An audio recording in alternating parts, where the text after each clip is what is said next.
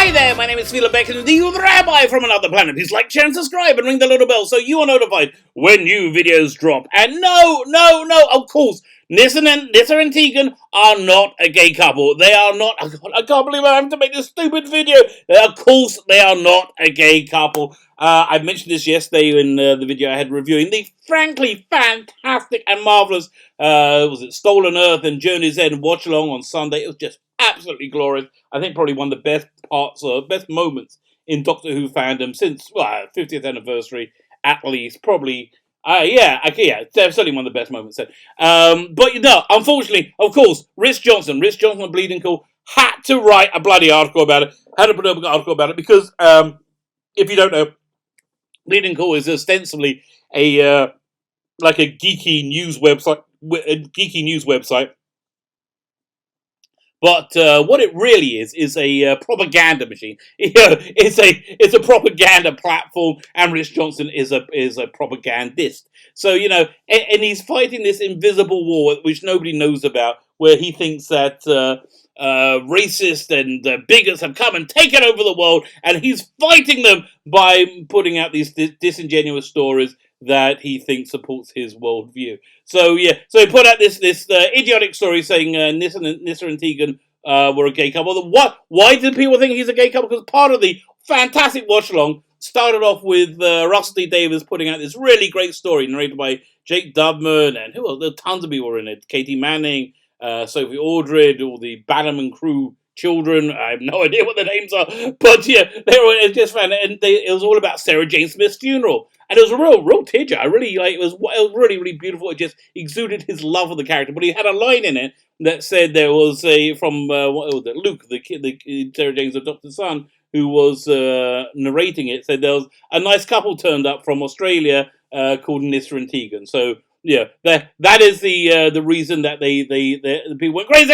Oh, Nyssa and Tegan, they're gay, yeah! But of course they're not gay. And you know how we know they're not a gay couple? Well, watch this space. I'm going to tell you in a second. Just hang on for a second while I beg people. I beseech you. I don't know any other words to say. Can I ask you guys to hit the subscribe button? Hit the subscribe button. That'll make me so double dozy, fantastically appreciative. It's really quite pathetic. And I am genuinely appreciative. I give stuff away on this channel each week to show you my appreciation. What I'm giving away this week is pretty darn good, if I do say so myself. It is the Lord of the Rings, the Fellowship of the Ring DVD special edition. It's a really nice package. I'm actually kind of gutted to give this away because I love the packaging so much. But I got it on Blu-ray, so it's silly to keep hold of it. All you need to do to win it is subscribe to the channel, which is kind of the reason that I'm doing this. Subscribe to the channel and then leave the hashtag treebeard.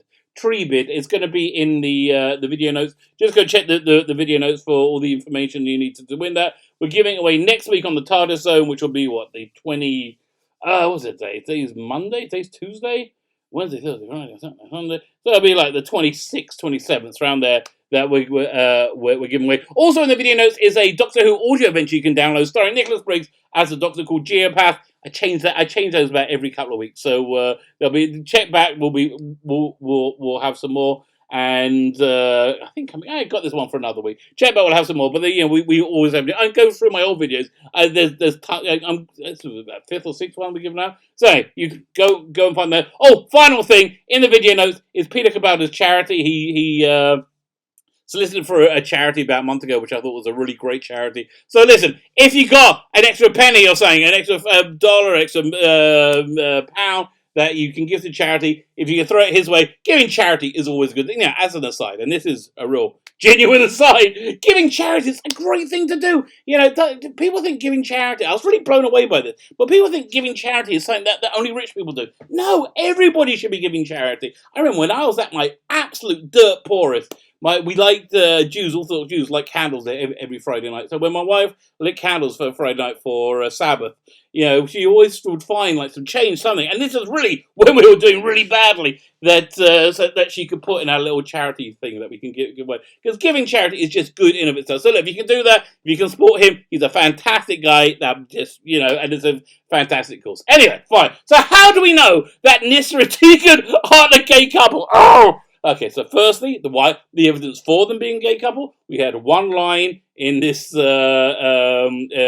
story which said there were a couple from Australia called Nyssa and Tegan.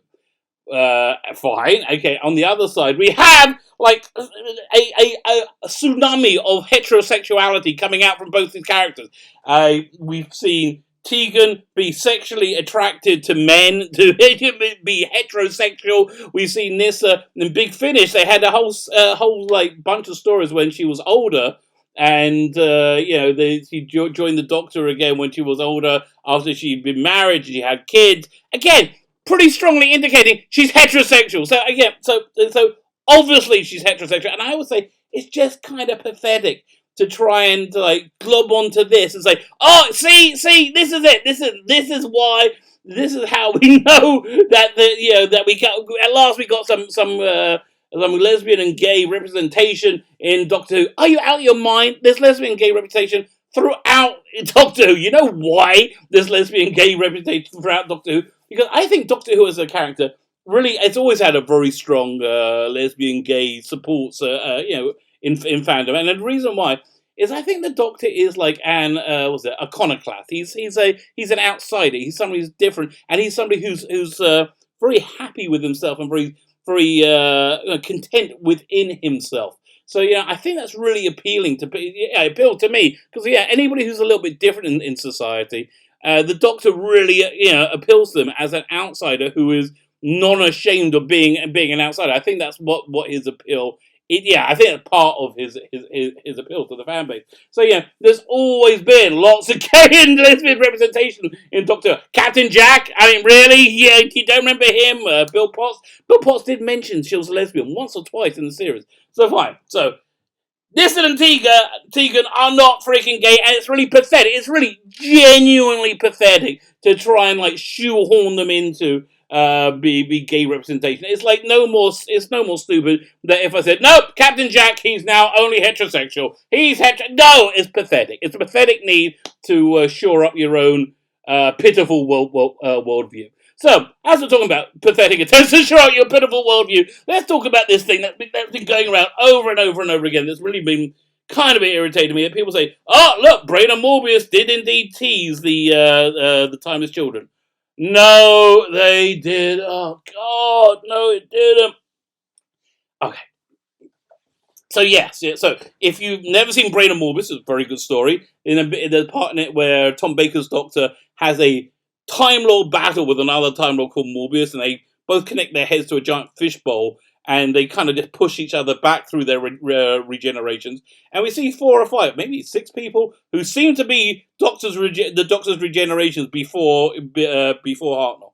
So firstly, much like this Nyssa and Tegan line in Russell T Davies' story, it was just a bit of bloody fun. It wasn't rewriting lore.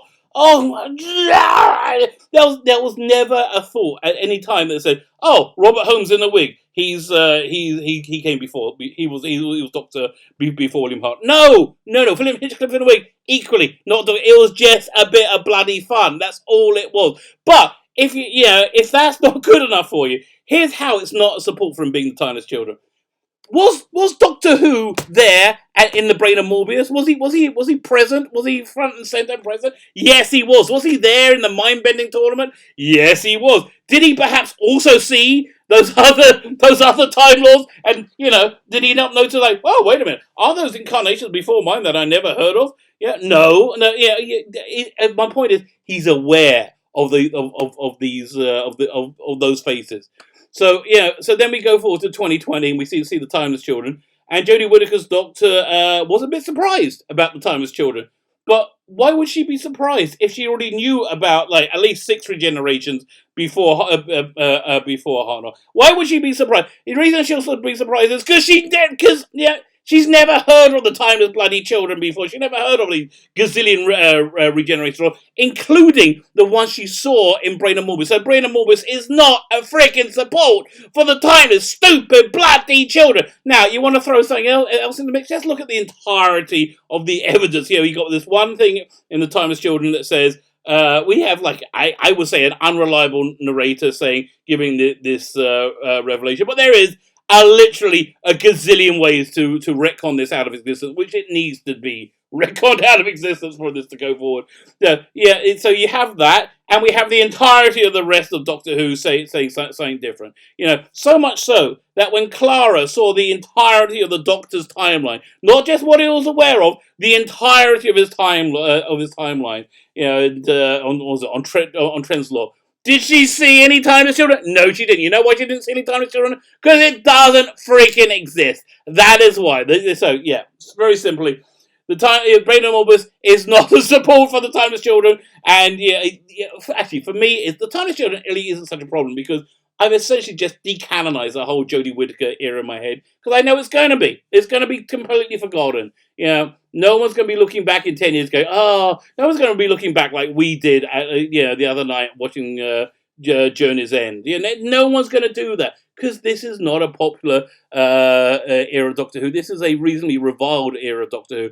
I think it's only popular with people who are very much on board with this ideological agenda that says there's a evil, mythical white patriarchy that's abusing anybody else who's not a white male and holding them down in society. I think that if you're very much on board with that, like, insane point of view, then you're on board with it. But you still don't like the show because it's not very good. It's just boring. It just hits your agenda points that you happen to freaking like. So no one is going to be looking back at this fondly because they're just going to be looking back at this and going, oh, how embarrassing. It's going to be like, I saw this documentary once about Woodstock where you had somebody interviewed at the time at Woodstock, this hippie girl going, yeah, I think we should just be free and have sex with whoever you want. And yeah, but they cut to her 30 years later, she's a housewife, looking on, horrified at what she's like, oh God, that's so embarrassing. That's what it's going to be. That's what. So yeah, forget it. The Timeless Children is